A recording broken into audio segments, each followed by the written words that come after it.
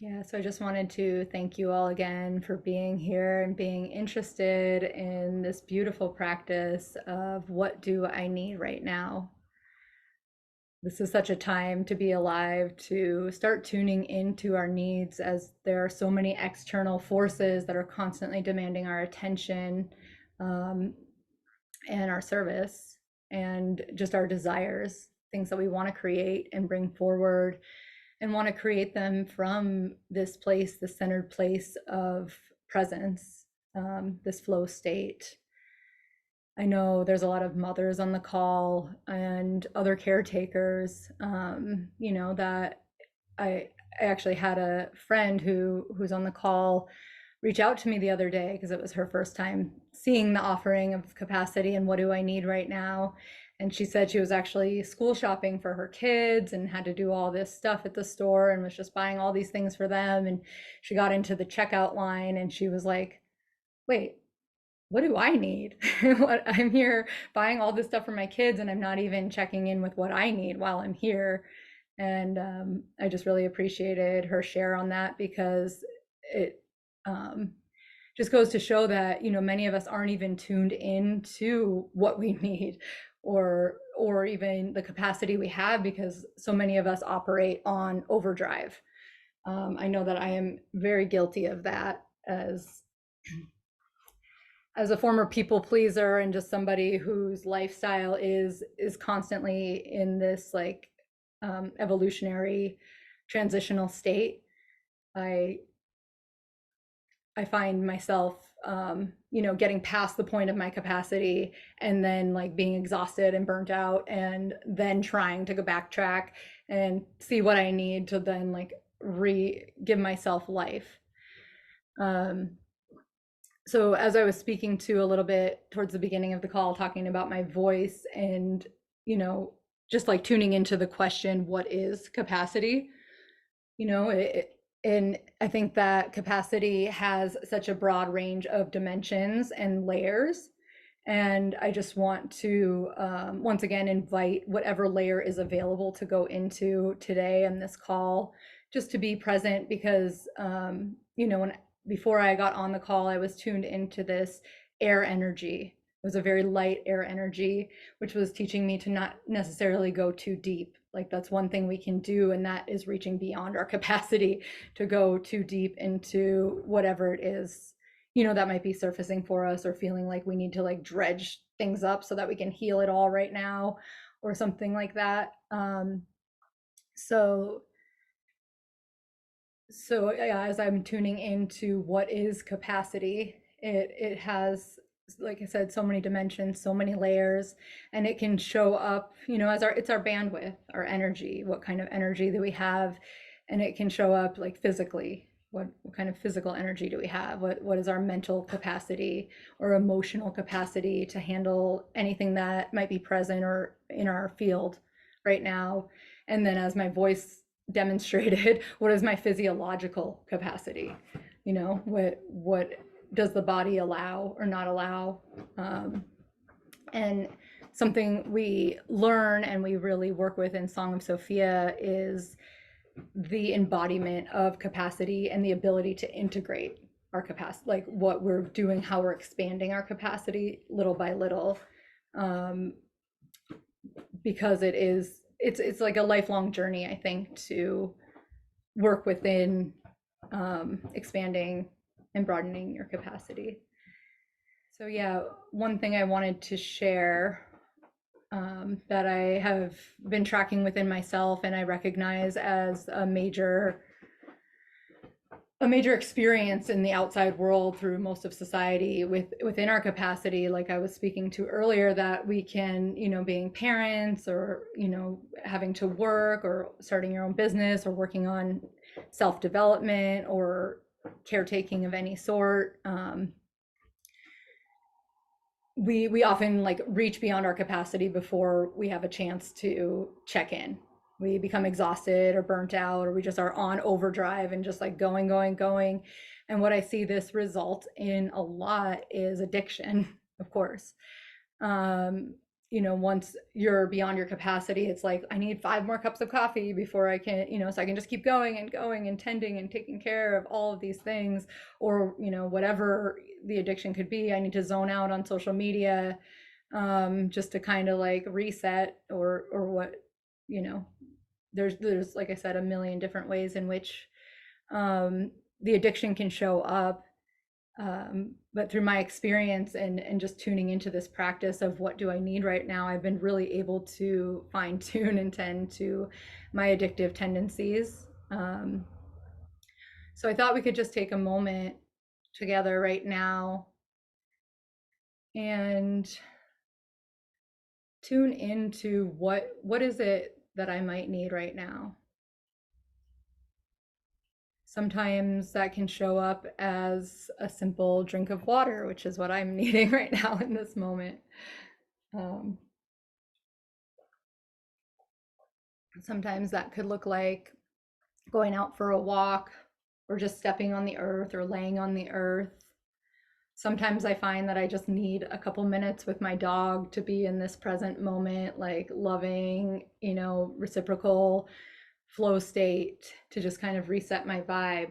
Or sometimes I need to shut my phone off for an hour and just get away from media or technology or those kind of frequencies. Sometimes what do I need right now could look as simple but not simple as just trusting. Like another thing that, I tend to track that comes forward, is the looping that occurs.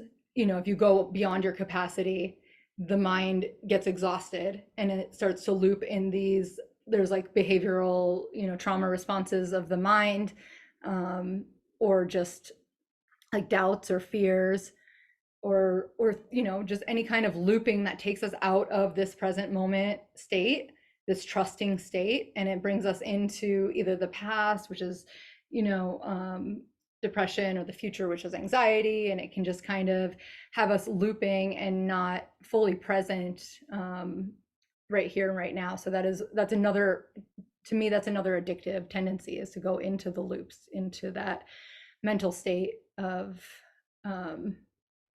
of beyond our capacity. So yeah, I'm curious. Let me see what, there's some comments in here. Carrie says that overwhelm leads to disassociation so often for me, and then I'm unconscious and things can easily sneak in. Yeah, exactly. Totally that. Yeah, that's part of the addiction too that I'm speaking of, because I think that we often, that's how we disassociate for survival, because it helps us to keep going and going and going. And I just know through my own experience, I've experienced living in chronic pain and mystery illness for over a decade. And so that also was a huge, training ground for me learning my capacity. And I, like, through that experience, I learned to disassociate the whole way through it. I mean, it was definitely, there was shamanic illness and shamanic initiation, as we learn in Song of Sophia, that came through this experience of the debilitating pain. And I know disassociation can be conscious and it can be really productive, and it has a support mechanism that's in it. But there is a level of disassociation that just keeps us disconnected from our truest selves, from our like highest life force energy. And it just keeps us small. It keeps us kind of dim, in some ways. And again, this is very dependent upon the experience. And just to speak to what Carrie was saying about things can sneak in, because then when you're beyond your capacity, you're no longer like in your fullest power. Your boundaries are weak and like down. And also you're kind of operating out of the pain body and the trauma body, because that's like your batteries below, below full. And then that's when the pain body and the trauma body kicks in to start operating behind the scenes.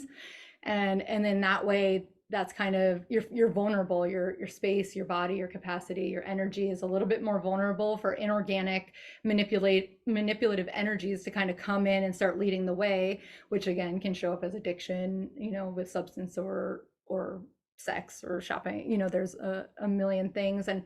And I'm not saying this to shame any of those ways in which, we have learned to cope for survival. I think they're absolutely, a part of this human experience. It's just, I'm just bringing this forward so that we can start, tuning into the option of slowing down, like knowing that it's a choice point. When you start to feel yourself, it's just this is like that first layer of capacity that I'm speaking to, where you can just start to, you know, oh, I'm actually becoming conscious or aware that my energy is depleted right now. I was never really this, you just go beyond that, even that little slight moment of awareness. Um, and so I'm just inviting in this opportunity to kind of be able to start tuning into that little moment, that little shift where our energy becomes depleted, where we could maybe take a moment to just stop, to pause. We work a lot with pausing in Song of Sophia, and just tuning in, and just maybe asking in that moment, like, okay, I have 3 minutes, I have 5 minutes. I'm going to create 5 minutes in 5 minutes to just check in with what do I need right now. Um, Again, like as parents, you have kids nonstop running around, and it's just like you don't even think that you have the 5 minutes to check in with yourself. But giving yourself that little bit of space, like I said, it could just be a sip of water, it could be to open the window, it could be a shower, it could just be this like focus and shift of your frequency from going in overdrive or panic into like a trusting state, a present state. What do I need right now? I just need to trust. And that can really shift your whole day. And it's like I said, these are little incremental practices, and they can look absolutely different for every single person, because it's not definitely not one size fits all. I'm just checking into this chat. Jennifer says, in this space you are speaking of, I am forcing and pushing, which are energies that never seem to be authentic. Yeah, yes, exactly. Yes. I've had that experience just in the last few days of like tuning into if I have the capacity to do this call because of my voice, and because my capacity was a little bit lower, there were those voices coming in trying to like bring in self-doubt, or just like inorganic false fears that maybe wanted to manipulate me into like dimming my light, because this was an opportunity to share a beautiful practice that we learn for our shamanic engineering in Song of Sophia, and just to be able to extend it out to so many people in the public. Sometimes I feel like when we're bringing this light forward, these practices forward, that there can be, inorganic or false manipulative energies that want to dictate and control us, and weave us away from the truth, which is always coming from love. So I also wanted to share something that I like to do with my husband, and something that a few of the seven sisters and Eliza and I in Song of Sophia like to practice together is, we'll do a little check-in, like, okay, I'm operating at 30% right now.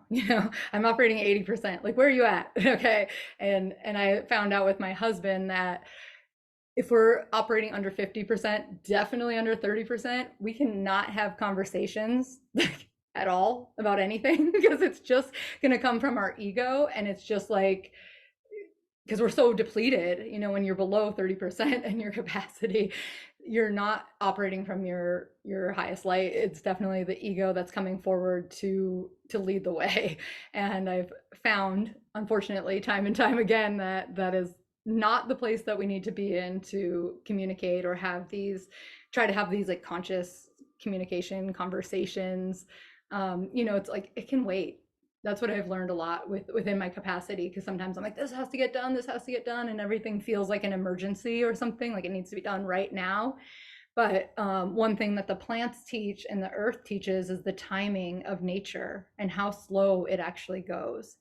and that we have time. There is no urgency. You can always wait 5 minutes, whatever comes up and feels really urgent or dire, even these conversations. I find like pausing again, taking that time to pause and allowing, some space for integration of whatever the energies are that are coming up around the specific subject that you're working with. It's interesting sometimes because sometimes I feel like I have to push through when I have no capacity because I'm afraid to let things pile up. Yes. Oh my goodness. So I try to push through and still nothing happens. Yes. I don't get things done anyway. And that's when I'm not trusting. When I trust, I know that I can rest when my body tells me to, when I'm replenished to get things done so easily. Yeah, everybody is with you, with on board with that one, Carrie. Yeah, that's 1,000% it. I cannot tell you how many times I've tried to force and push through things because they're on the list. We have this to-do list. There's so many things. It's like imaginary to-do list that we all have. And otherwise, I mean, my husband's a great example of this because he owns his own business and is like running a million miles an hour and managing a million different people, and he's just like, I have to do all of this. I'm like, babe, this stuff, these things are never going to end. All these things on our to-do list, these piles, they're actually just going to keep going, and we need to like take care of ourselves, tend to our needs, and just know that like if you give yourself that little bit of space, that all these things on the to-do list, they'll actually get done with such ease. Once you can drop back into that flow state, that presence, if you can give yourself the space and the time that you need in like whatever way is available. Like I said, I know for so many different people, this isn't always accessible to have all the time in the world to take what you need, yeah, yeah, Heidi, trusting feels so huge. That's exactly like one of the biggest messages I got coming into this call today was just about trust and surrender and like just the frequency of trusting. If we can just take that dial when we're going overboard, and we can just try to dial ourselves back into the frequency or the spirit of trust. Trust is a living spirit, and when we can align our frequency with that frequency, it's amazing how many things can happen within us and around us almost effortlessly, and all these things that you would have like broke a sweat over for like 5 days to get done can be done sometimes in an hour just by trusting. Yeah. Yeah, that has been huge realization, acceptance for me with business and life. There's always a to-do list. Taking a pause is crucial. Yes, Caitlin. Uh-huh. Yeah, trust is a living spirit. It's really cool when, I'm just offering that as an invitation to start toying or playing around with trust being a spirit, just as a plant has a spirit or an animal has a spirit or human. Just knowing this essence, this frequency of trust is a spirit too. So yeah, I just want to offer that into the field. Um, oh yeah, Carrie is one of the seven sisters of Song of Sophia, who's also been such an awesome supporting role for the school. And she said Eliza had me schedule in sick days during her mentorship with her. So once a week I did nothing all day. Something about knowing that day was coming really helped. I love that. Yeah. I love that, for yourself to do that. Yeah. It's so important, and like to let other people know, because there's also pressure from outside sources, like whether it's your boss or your partner or your kids or whatever, to like let them know that you have this specific time to go into yourself, and whatever it is that you might need. Which reminds me of like emotional capacity, and like when we have things come up like wells of grief, from any kind of loss or experience hardship in life, we have grief come up, and it can be really hard to ever even give yourself time to tune into the grief, because like who has time for that? We got so many other things to do. There's not space to, we don't have time for grief as humans. But I like to also schedule myself when I can, like an hour when it's available. I'm like, okay, I'm gonna give myself this hour to go into my grief, and I'm gonna like clock in and clock out, and it's gonna have this much space and time, and I have a choice that I can say, okay, I'm done now, in the grieving, instead of like it opening something up that is like, unmanageable. I find it to be really integrative for the embodiment of this grief portal that's opening. It helps me to integrate it at a level that I can embody, is what I'm trying to say. I just wanted to see if anybody had anything they wanted to share or any experience that they might have with what do I need right now, or any questions. I just wanted to offer a little space because I love interactive calls, because I know that there's can be questions percolating within the field, and sometimes when somebody brings something forward, it allows this opportunity to go into conversation and flow and allow the channel to come through and speak to maybe some of these things that people are experiencing, or maybe understanding from their own journeys, their own lived experience. Hi, Hello. Sarah, Hi, Dawn. Sarah. Hi, Sarah. Dawn. Yeah. Oh, I just want to say thank you so much. As you're speaking to all of this right now, it's like really helping to like pull me out of a funk. It's really like cutting and lighting the way of like getting out of this place again, that I'm sure a lot of mothers find themselves in and people. I can only relate to motherhood right now though, because that's where I'm at. Um, and the addiction piece, like returning to our addictions. And I'm finding that, like, as you're speaking, like, how I can be addicted to, like, the procrastination, the not doing anything, like having multiple days of sick days. And that's like my addiction, and it's interesting because you're reminding me, like, actually how easy it is to like find energy to have more capacity. And it's like simple things as like waking up an hour before my kids and drinking some really good lemon water, and like when I start my day that way, it creates energy then to like go do a movement practice, and then that actually provides energy to like get things done. But it's just interesting how in motherhood, when we're like so exhausted, we like forget actually how simple finding energy and capacity it could be to take care of ourselves and our kids. So I just want to say, like, thank you for reminding me, and also thanks for bringing in that addiction aspect, because I actually wasn't aware of these addictions until you mentioned it, and I'm like, oh, I'm addicted to laying around, because I'm exhausted. But am I truly exhausted? Probably not. It's just the addiction, I guess. So yeah, it's interesting. Lots of ponderings over here. Yeah, that's beautiful, Sarah. Thank you. Sarah is also a fellow Seven Sister of Song of Sophia. And I know she has dealt with a lot of health issues on top of being a mom over the last couple of years. And I can relate to what you're saying from my own experience. I only have fur children, but I would call my pain baby, because I didn't know what days it would be acting out, or, a lot of my life was just like dictated around this pain, and like how could I even get through the day. But I did become addicted to procrastination, or and just in these cycles and these patterns, and like couldn't break out of it. And I see that as an addiction, and it kind of reminds me of the same as looping in these negative thought forms. And so it's like a negative behavior form instead of a thought form of how that addiction plays out. And I had a like recent wake up call of like, oh, I can't be operating like this anymore. I know I've been living this way for over a decade, but this is not serving me. And this is actually where I'm giving my energy away. Like, I think I'm too tired to do anything and too much pain, but like, that is not the case. And it's because I am continuing to participate in this dynamic, in this addiction, in this pattern that's just become my behavior, that like, that is actually what is taking my energy and my life force. So it is a really good thing to be tuned into. And just like you said, like waking up an hour early, and I can understand, because there's so many times I'm like, I need that extra hour of sleep. I'm so tired.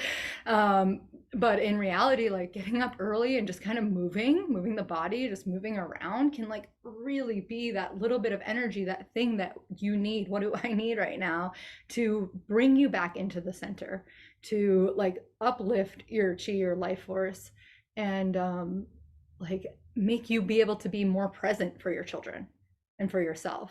To me, that's so much of what capacity speaks to, is presence, like and just tuning in and taking that time to pause and see what you need, because once we're operating past capacity, um we're no longer in the presence. That's, like I said, when the ego starts to kind of take over and you're on overdrive and just kind of like in this robotic mode of operation, rather than coming from your most highest aligned flow state. Again, is a practice, like it's a constant practice, because there are always going to be things that want to come in and kind of throw you off kilter and take you out of that flow state, because that's just like the highest state of love, you know I'm just going to check some of these. Yeah, yeah. Let's see. Roop said, I've been staying busy to avoid pausing and sitting with myself lately. I sometimes don't even notice I'm doing it, but this call is allowing me to recognize that. Roop, thanks for bringing that forward. I love that so much, because I I do both, like what Sarah was saying, where like I get on the opposing side, the like paralysis side of things, but I see this within my beloved too. He's so busy, like he just avoid, like go go go go go, and we don't ever get a chance to actually sit with ourselves and like have no idea that we even have needs, or what we need right now, but how like just overdoing is also a trauma response. It's like a way that we've learned to adapt and just respond, and or react, I should say, to all of these things that life's throwing at us, um, where we're not able to actually sit in presence, kind of like what I was speaking to about the grief. When I take these times where I'm like, okay, tomorrow from 1 to 2 p.m., I'm going to go into my little grief portal, or whatever you want to call it, my little grief container, and just feel, like allow myself to feel these things that I'm running from, because that's like the busy bee is it's a flight response. In so many ways, we're just running and running to avoid like what it is that could actually serve us, if we can take the time to allow ourselves to feel this, or see what it is that might even be holding us back from our highest alignment or truest frequency, you know. So yeah, Roop, I'm curious what it is that you might need, if not even right now in this moment. What is it that you might need to allow yourself to go into the space to sit with yourself and your feelings? And as I say this, I know that, like we often need support, Song of Sophia, in Song of Sophia, us as practitioners, we are not therapists. We do not like we do not recognize ourselves as therapists. We always ask for people to have their own outside support or therapy, when starting to like tune into this kind of um, self-awareness or practices, because sometimes, like opening up these channels of ourselves, these things that we might be running from, or haven't had the bandwidth to even sit with, that can open up a lot, kind of like what I was speaking to with the grief. Because I have done so much work and I do have a lot of support, I able to go into the grief, but I can say for some people, like some of these things can really open up. They can be a proxy, like the grief can open up a channel for all these other places of ourselves that we have yet to grieve, to come forward and come through, and can take you down on like a spiral. So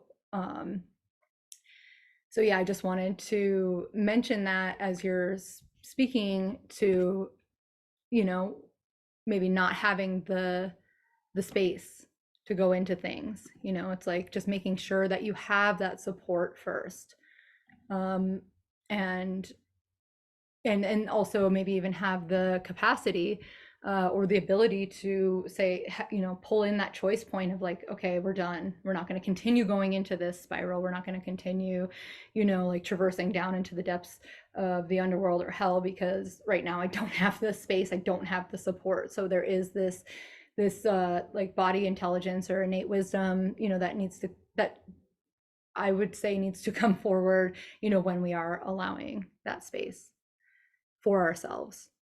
Um, so I hope that is received well and understood in whatever ways meant to be.